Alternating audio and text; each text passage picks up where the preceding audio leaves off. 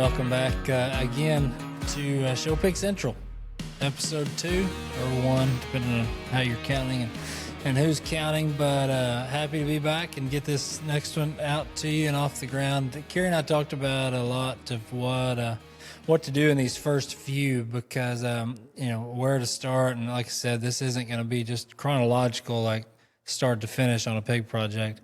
The way it'll all unfold, it'll be more sporadic than that as things come up. But trying to figure out where to start and just what people needed to hear and just still, like we talked about before, being at the current time and relevant for where we are.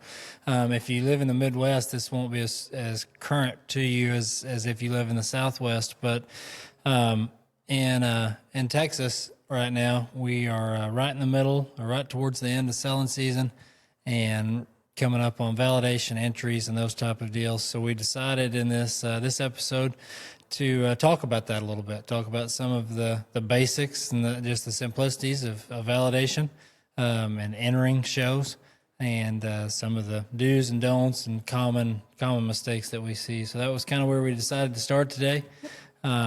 It'll be remedial for some. It'll be good information for others, but it's always a good reminder anyway. So, yeah, it like he said, it's just that time of year in Texas, and when we go check on pig projects, one of our pet peeves is when we see one that hasn't been tagged right. And Josh can get into that a little bit. He's going to talk about the placement of the tag a little bit here. We're going to talk about where to tag and where not to tag. How to care for that tag for the week to 10 days after getting the pig tagged.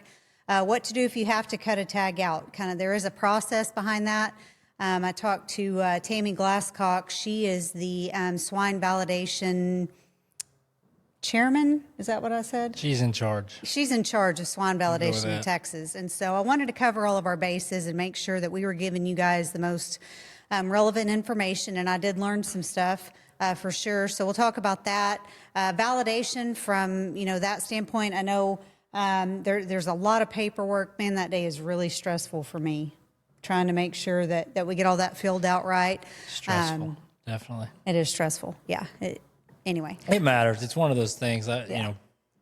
Entries are obviously important. I've over the years, and some of you will know the references, but they're not very forgiving in some places, especially in Texas, if you don't get your entries filled out right. We were talking about validation, but validation's the same way.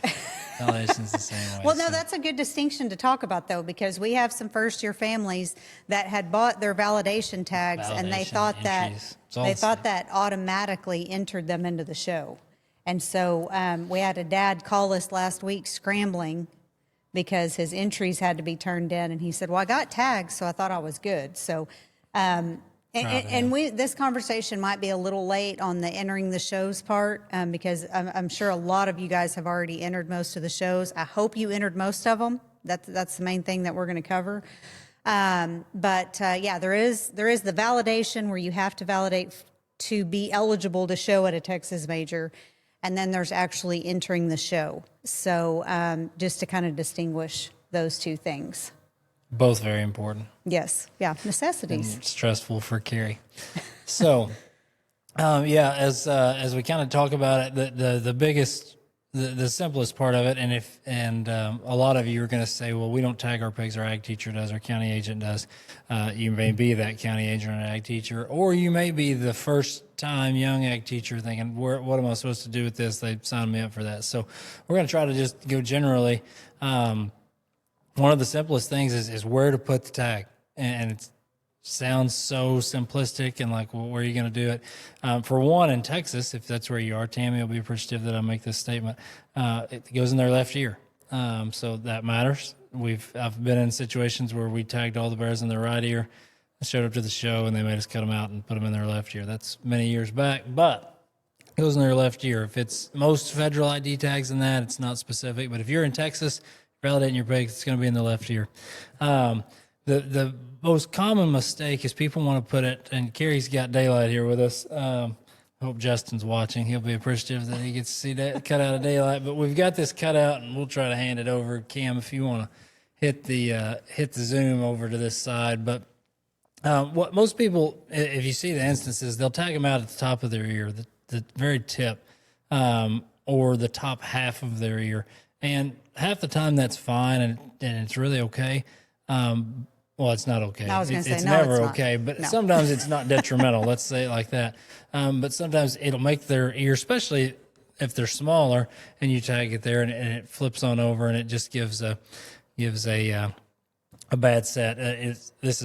Has nothing to do with validation, but I'm very particular about certain things, and I'm the only person that docks tails on this pig farm. We do it when we wean, because it's that smallest simple thing of cutting a tail when they're 21 days old, that if it's too short or too long, it's very detrimental to them for the rest of their life. So the same thing with this tag. If we put it in the wrong spot, we puncture their ear where it swells up, or we get it out on the top of their ear where it's folded over, it matters, and it can be the difference in being successful and not. Or having a hamp with one down ear. Yeah. So, and so that matters. If there's some strategic placement to where you could put a tag in other instances too, where being out on the tip of the ear maybe is beneficial. If you've got a down-eared one that's ears are fine, and then you tag it at the back part of the ear where it weighs it back, and well, then you could have a classification problem. You'd rather probably put that tag out on the end of the ear, just to help you with that situation. So you don't want to put yourself backwards the other way. So there's strategic ways to place their tags, but as a general rule, more times than not, you just want to put it in the center of the ear, lower part of the center of the ear, but you want to put it in the center of the ear. Yeah, right where Carrie pointed on this cardboard daylight pig. So, And not and to watch the set veins. that down. Huh? Right. No. Yeah. Yeah. So you want to put it in the center of the ear. Normally, with any pig, you can see where their veins run. Obviously, try to avoid that. And we're not talking about veins like vascular veins, just cartilage veins. Right. Yeah. Yeah. Yeah. The thicker. Yeah. It'd be like, they'll feel like ridges. You'll feel that in there, and you want to make sure that you don't have the tag where it touches one of those, because it's going to be very uncomfortable for the pig and very Right. detrimental. Yeah. And so if you're that person doing the tagging, you probably know all these things. If you're in the situation where it seems like the person tagging's a volunteer, that nobody else is doing it, and they're taking time out of their day to help you, just kind of guide and be, don't be, you don't want to be rude or anything like that. But there's nothing wrong with just being sure it gets put in the right spot, the right ear, and that type of deal. So most county fairs and all that, you take them up, they tag them on the trailer.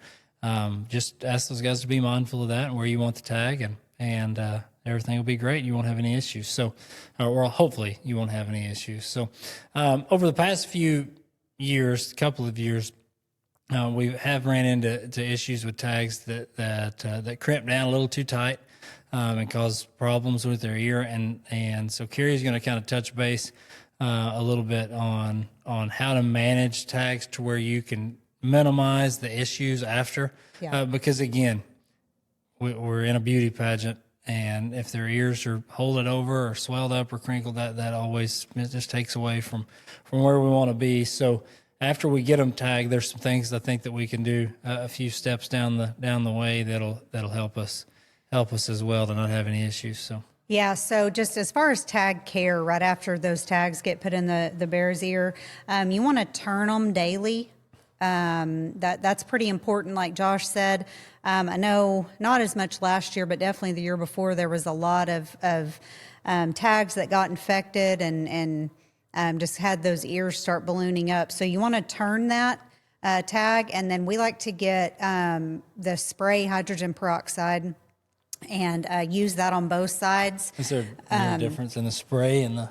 If you're the one that does it, spraying it is much easier than using the other kind of bottle, yes. But he's not the one that takes care of our Well, it's just ear regular tags. hydrogen peroxide.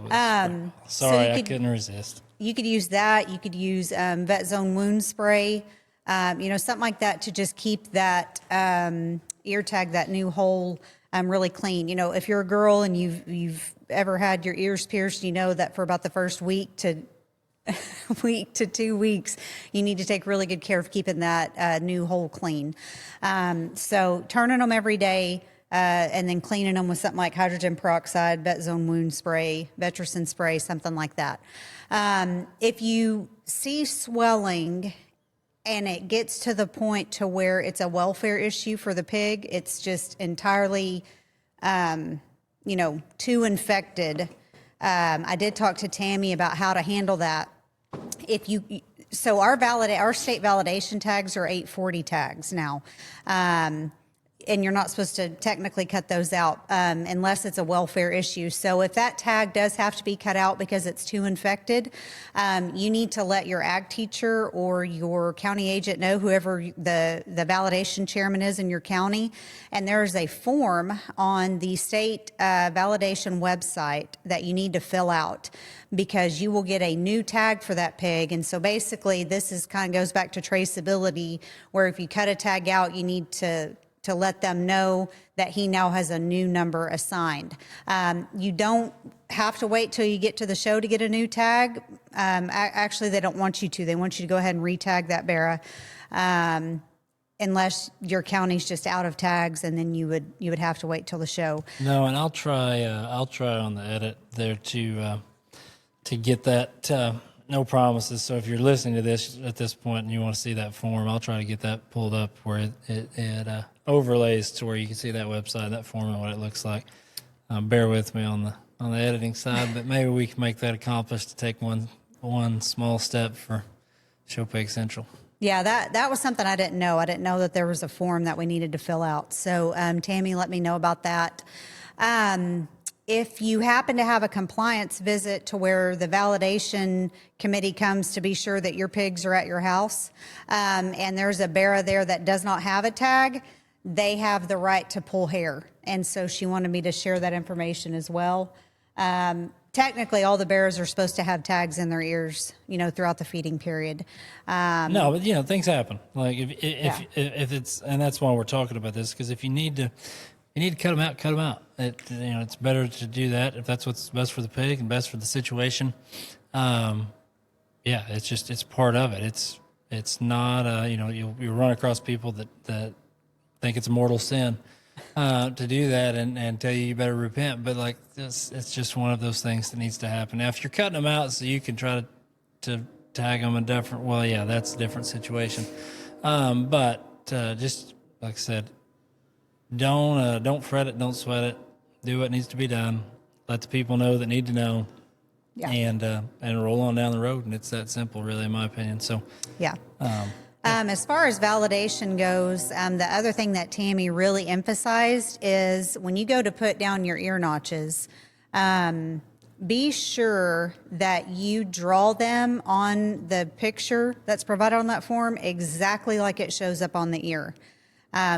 For example, I know that Josh doesn't like the 27s to be real deep on our ear notches, so they're going to almost be more where the 9s are. And so you need to draw it that way if that's the case. It just kind of helps Tammy when she gets there and she's like, okay, well, I might call that a 9, but they're calling it a 27. But if it's drawn in the right place, that just helps them when they check notches at the end. Right. No, and I mean, and again, we'll get into the ear notching one of these days on that. But I'm very particular. I don't put things out on the edges of their ears, right, wrong, or indifferent. It's just the way I do things. I've been reprimanded for small ear notches before too. But yes, bring your binoculars when you come look at our. But that's our okay. pigs. I can read them for you, and I can tell you where to draw them on the validation sheet too if I need to. But yeah, that's another one of those things that just be sure, simplistic things that just getting the notches to match. There's and honestly, if you read something as a 9 and it's a 27 and you call your breeder and they say, no, you read that wrong, as long as it matches when they're little, what they are big, and you draw it in there right. Yeah.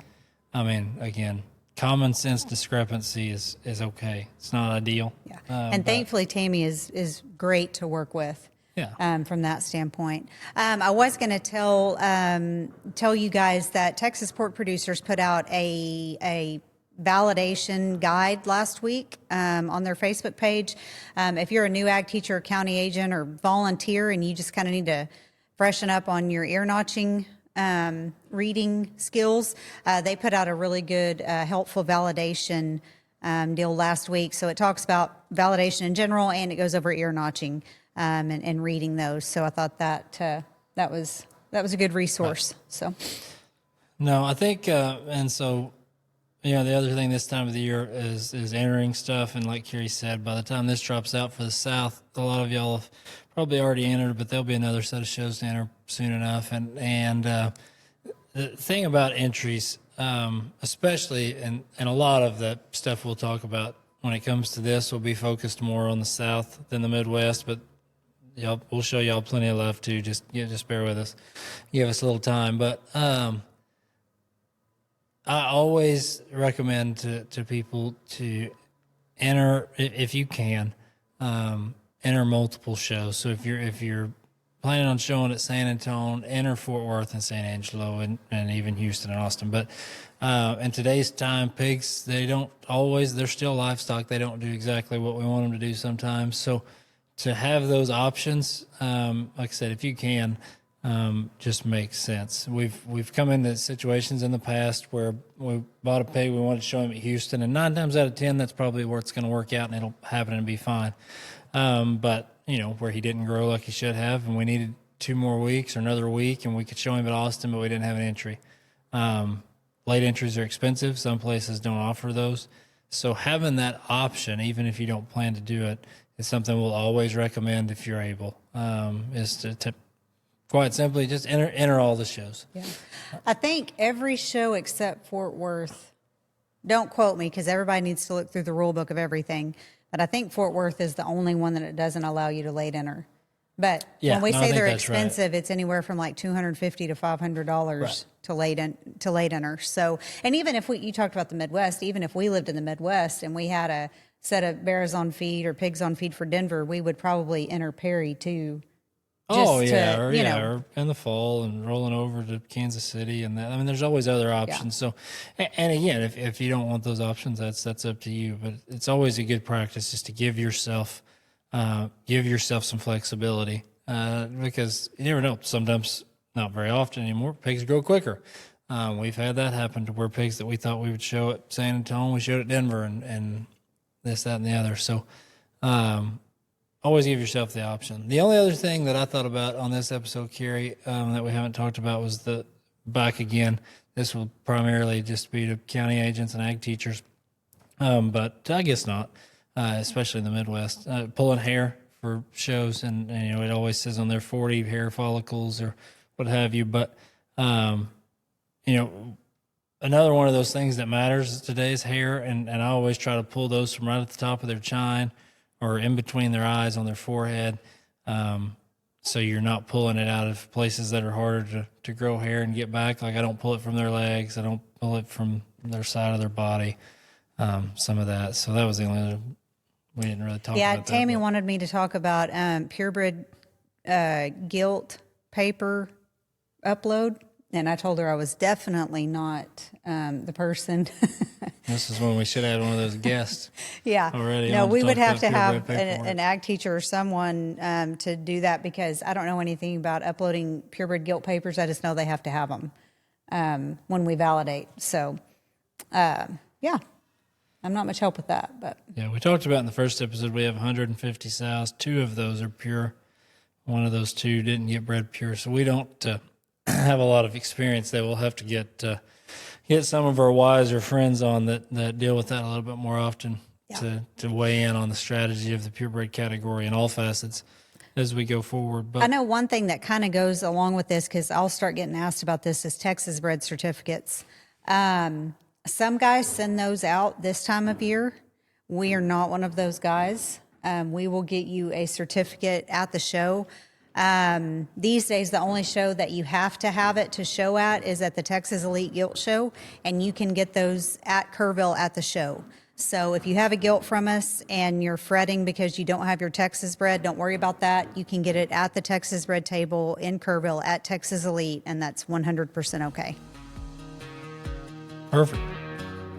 Anything else? Cam, can you think of anything we forgot?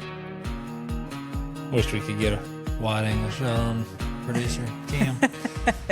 She's doing great. We appreciate her that in helping. one of these days. So, yeah, no, I think that maybe covers the thoughts and the basics. Again, as always with every episode, if there's something that we didn't speak of, and again, this one is kind of more detailed in the next episode, and answer it there. So shoot us an email, showpigcentral@gmail.com. Ask us any questions. Like we said in every episode, like, subscribe, share the podcast with as many people as you'd like.